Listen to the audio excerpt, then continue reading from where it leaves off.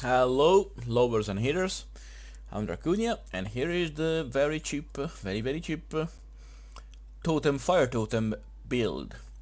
Now, as I'm not a rich player, I specialize on cheap builds and effective ones.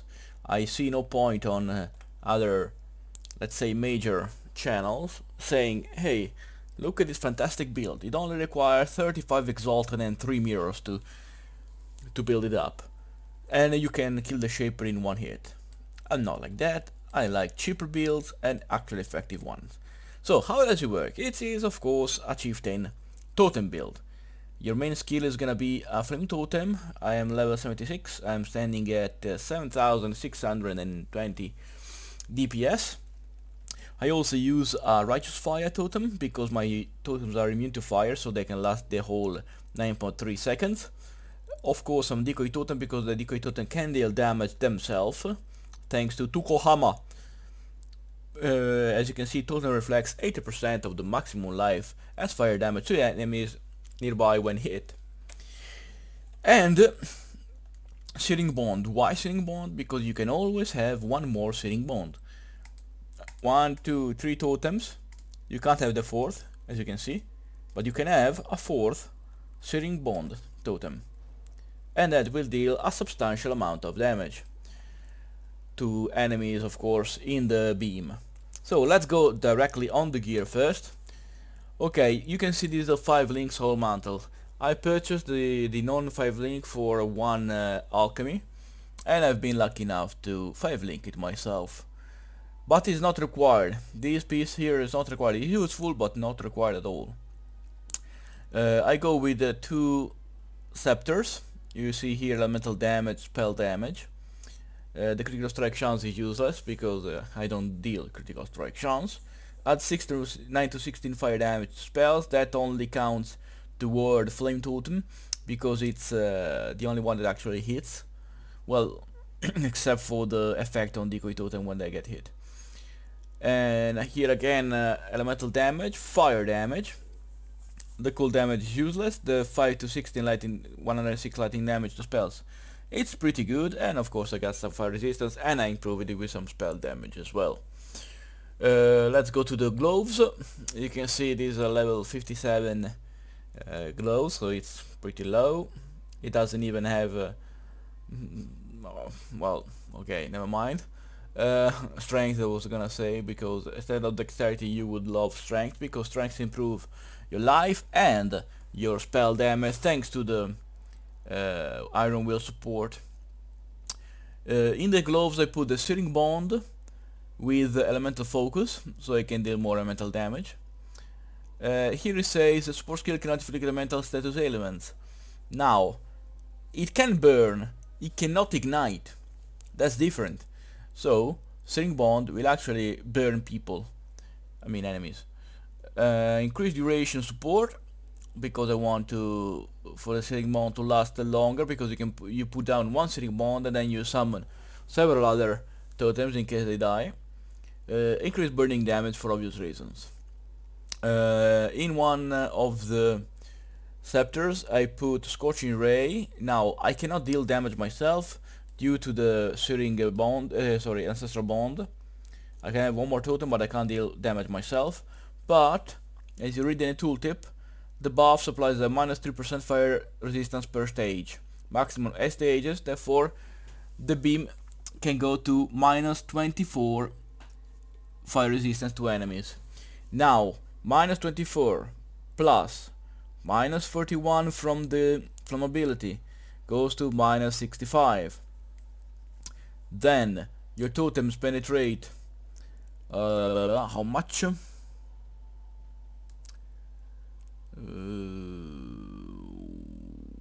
I'm lost. 34. That means it's gonna be 99% fire penetration in the best of occasions. So even a monster that has fire resistance will go down to fire vulnerability. Okay, the helmet, as you can see, you always wanna get to to maximum life and strength. In this case I also have a nice healthy 11% cold resistance and 70% lightning resistance. What do I put in the helmet? I put the Righteous Fire with spell totem support, of course, otherwise we can't use it. Increase burning damage for obvious reasons, and increase arrow effect because I wanna deal damage to as many people as possible. Now there is the Soul Mantle that allows me to get one more totem. They get 50% increase totem life, and that's good because you wanna the totems to live as much as you can. Any spell here will be supported by level 14 spell totem. In this case it's useless because I'm gonna use the flame totem in it. But when one of my totems dies, I'm gonna receive a level 20 curse, random curse. See? And that could actually be quite detrimental for me. But I think it's 10 curses total. Yeah, 10 curses. Look at this. I don't know. Oh shit. Sorry. Okay, I was saying, sorry for the interruption. I think I was in the Soul Mantle, yeah. Okay, so to prevent the extra curses, you have to have one of these ones, warding flask, that remove curses on use and during the flask effect. So here I can show you, I can use it now, and I am immune to curses for all the period of the flask. Once it's finished, of course, I'm gonna get curses again.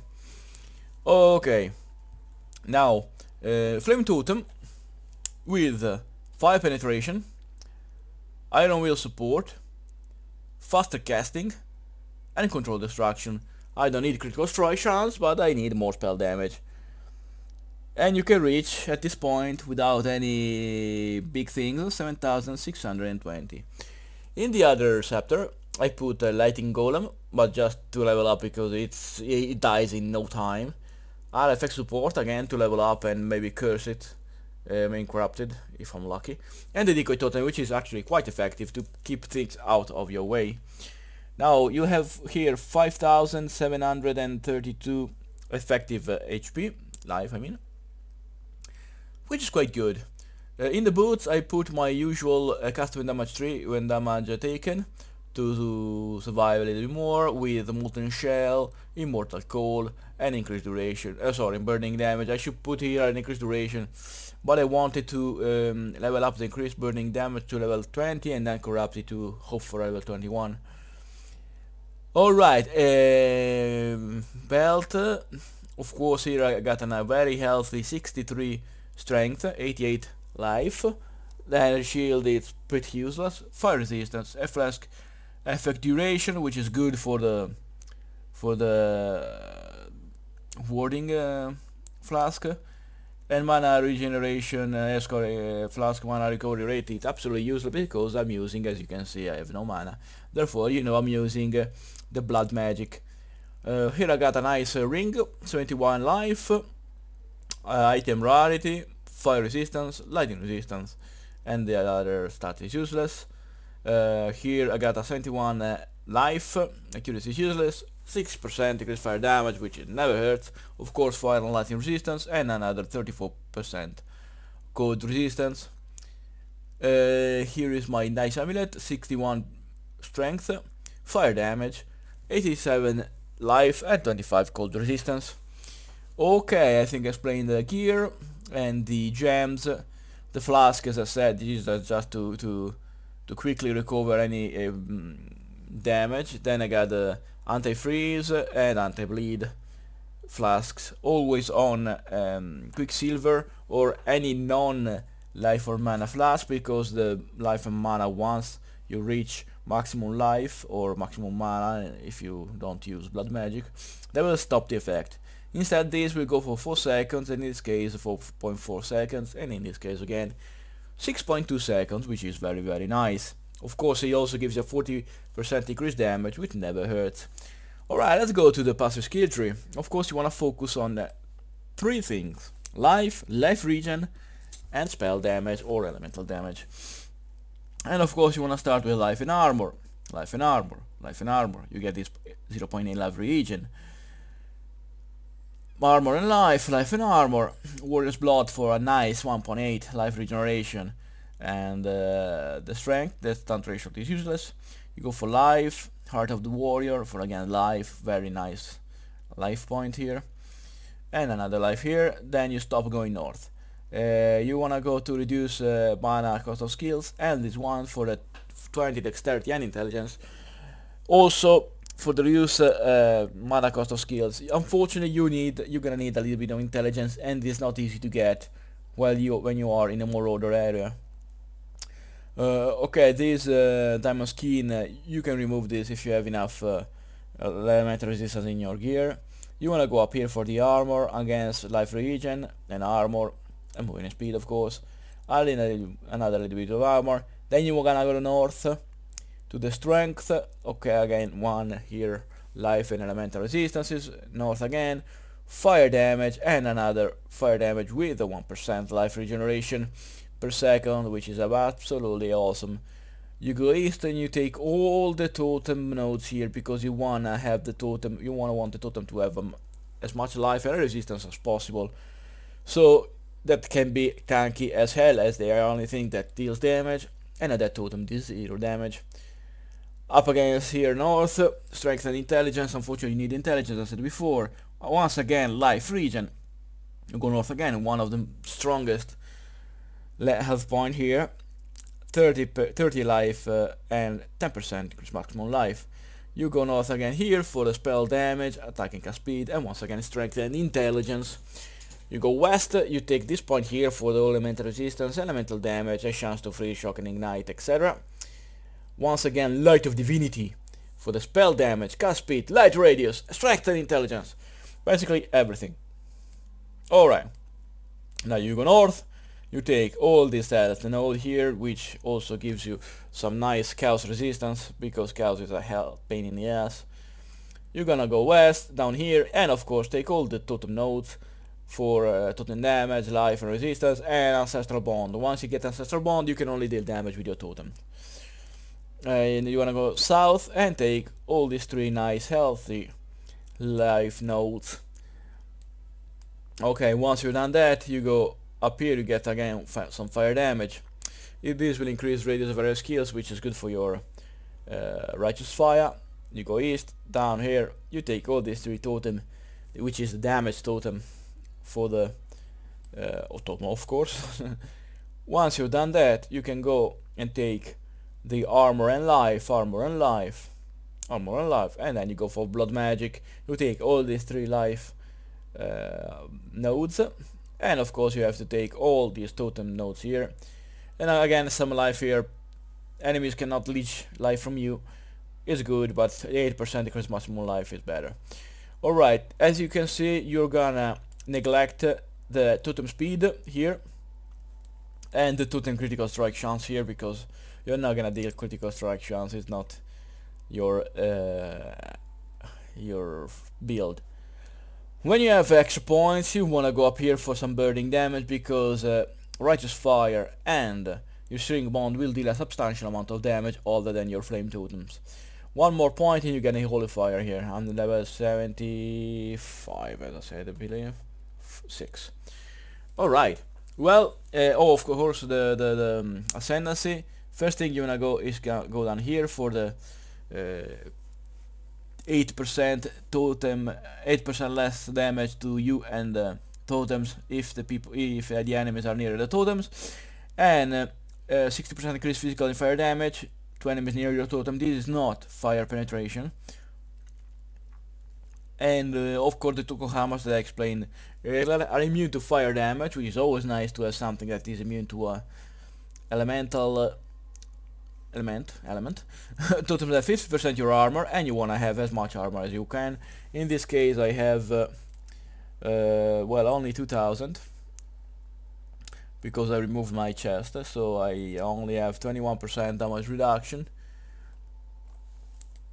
Then also for the totems, I have a 20% chance to hit. Your flame totem will deal a little bit more than 5 attacks per second, therefore they're gonna taunt almost immediately. They reflect 8% of their maximum life as fire damage to enemies when hit.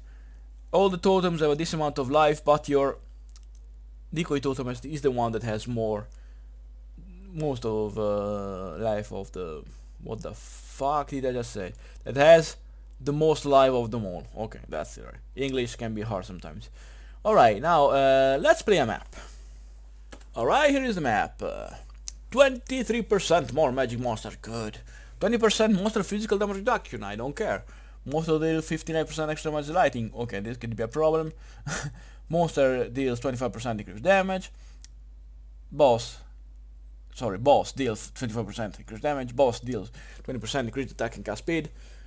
Magic packs each have a blood and mode. Well, no problem. The only thing you might wanna avoid in this build is that enemies cannot be taunted. That could be a problem. Anything else, it's really no problem. Great heights to commit low acts. Nice quote. Now, the first thing I do is summon my lightning totem golem, but he's gonna die pretty soon. At this point, you're gonna reach 8,000 spell damage. All right, what is the main way to play this build? You can just put down your 3 flame totems if you want to, and curse enemies once they reach you.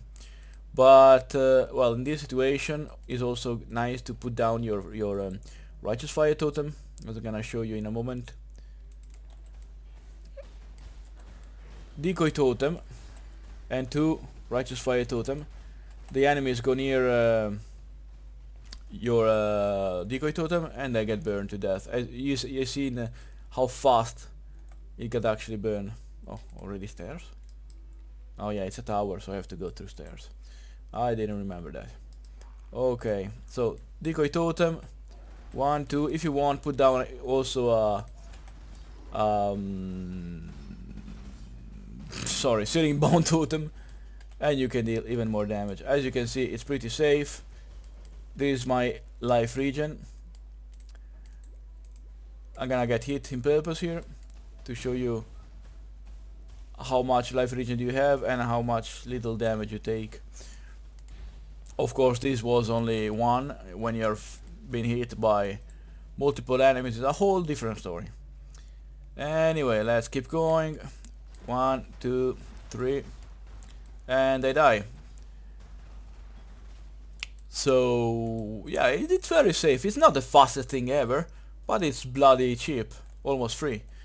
If you don't count the 5-link soul mantle that I 5-linked myself to, so it's basically free. All the gems are the gems you find when you level up. All the gear I have, it's a self-found one, so it is not meant to be the be-all and all of the build. Like, okay, with this build you're gonna reach the Shaper and kill him. No, that's not how it works. But it will allow you to farm mid to low to mid tier maps to actually get a little bit of currency to maybe then go for highest maps. So 1, 2, 3, and then you see absolutely no problems. When there are strong boxes, I usually unfortunately have the tendency not to identify them.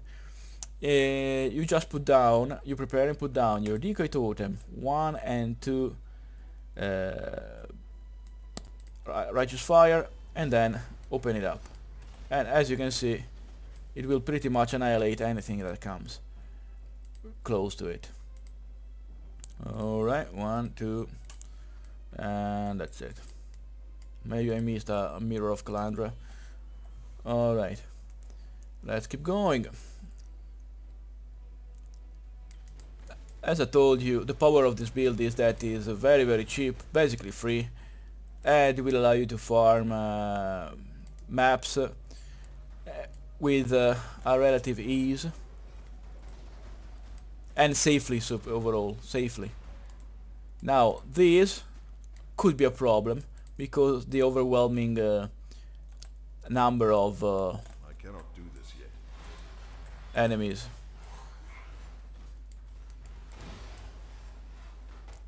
See? That is a problem. Because there are so many, your totems cannot deal with them. And also they deal an unimaginable amount of damage. Even if you have capped resistances, they just fuck you up with no mercy.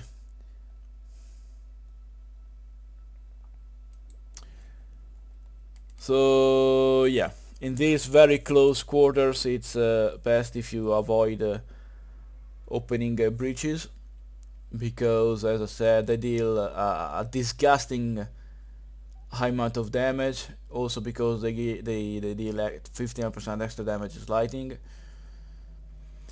So yeah, I would suggest to avoid them.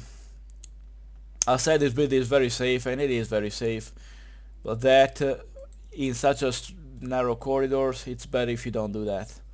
And as I said, it's a free build, you can't expect to destroy everything it sees.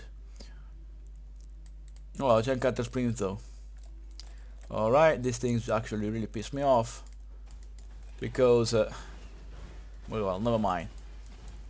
Why not having a check on where putting a bloody breach in these such a narrow corridors? You have no escape.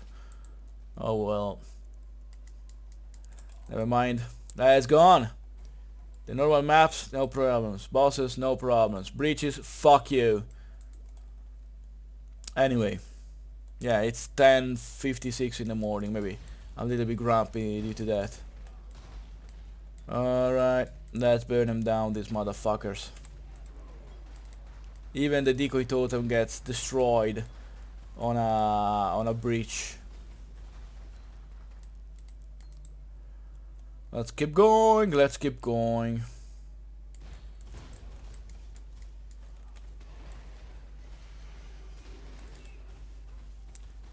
Okay. And of course I got the wrong direction. If they're so close, just put down Righteous Fire Totem. If they are such in close quarters. Decoy, Righteous Fire, and watch them die.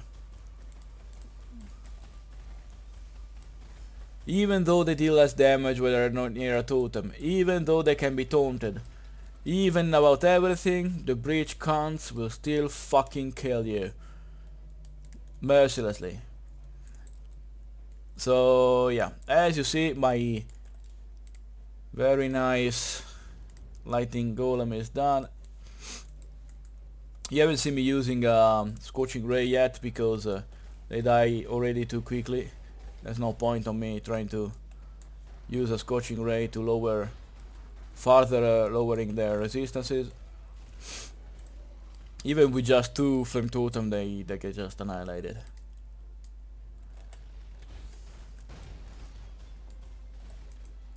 Where is my anti-bleed? There you go. Golden plate, always nice to have.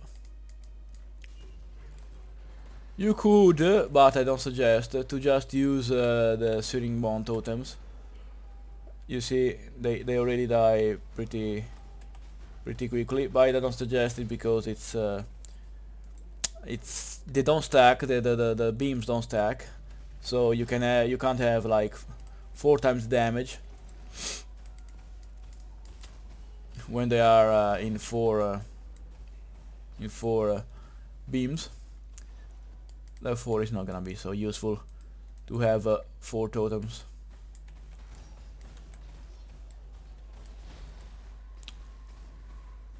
Alright, a wand, but I don't like these boots. Almost there. There should be the boss. Yes, there is the boss. Oh, that, oh god, this can't. Just die, please. Alright. 1, 2, 3. Oh. Oh. Now I'm gonna use There you go, vulnerable to fire. And die. Easy peasy, lemon squeezy. Except for the bitches of the freaking breach. You got it? The breaches. Man, I'm so funny. Anyway, thanks for watching. Sorry for the death. I'm gonna make a nice chaos chain reaction build, quite cheap. It's gonna cost only 15 chaos, but it's gonna be massive. So yeah, thanks for watching, and don't forget to prove yourself.